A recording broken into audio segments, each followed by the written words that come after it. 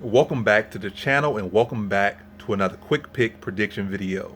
In this video, I'll be predicting the featherweight bout between Dan Ige versus Gavin Tucker. So let's look at Gavin Tucker. Like Gavin Tucker, he can't. I mean, he's not no. He didn't come in the UFC at the youngest spring chicken, and right now he's not the youngest spring. I think he's like 35, 36, maybe 37. So he's not the youngest guy. He still looks fresh and still looks young, and he's like being still kind of getting that prospect glow that he used to have, or that contender, or whatever glow he used to have is starting to come back.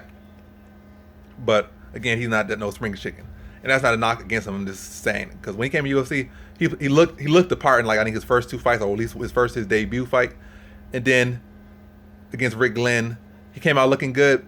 I think had some issues with the how tough Glenn was, had some issues with the height, and really had issues, with his cardio as well. He tried to go out there and be too flashy, wore himself out, and just got annihilated from there, like literally annihilating this slot. I'm not saying brutalized for 3 rounds, just not even fully there and just getting surviving a heart.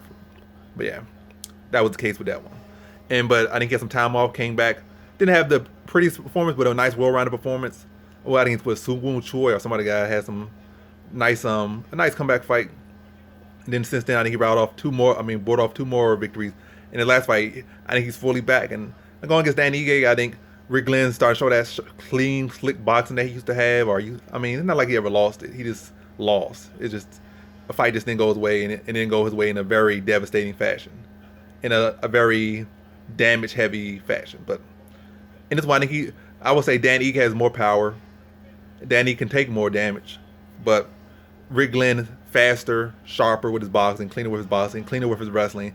But Ige has better jiu-jitsu.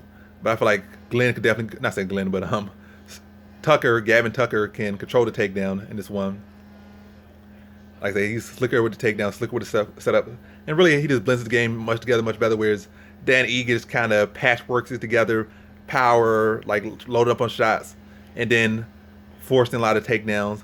Whereas Gavin Tucker is a much smoother technician in that sense, where he'll be the slickest striking together, change angles, make you see like one shot, like a punch coming from blend his takedowns and his punches could look the same. Like you might think that's coming, then it's a double leg, or it's a single leg, or it's an entry, or that could be the same thing as overhand, or maybe he might dip and come up with a jab. But overall he just blends his game together better.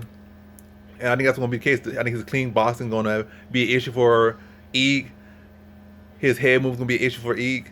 And then how he blends his takedowns in so discreetly, or so smooth and sneakily, and well. And this timing is going to be an issue for Ige. He's going to be able to score some takedowns on Ige, and also land some shots when he start getting Ige to rack. And also Ige is a typical slow starter. Typically a slow starter. That's a pattern of his.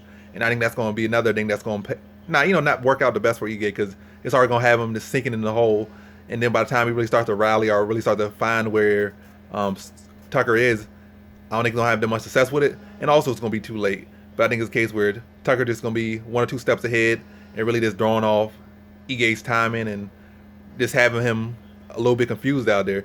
But I think he's still going to just be trying to fight through it. But Tucker just going to be ahead, outlanding him, outscoring him, and beats him to a decision. So in this one, I have Gavin Tucker via decision.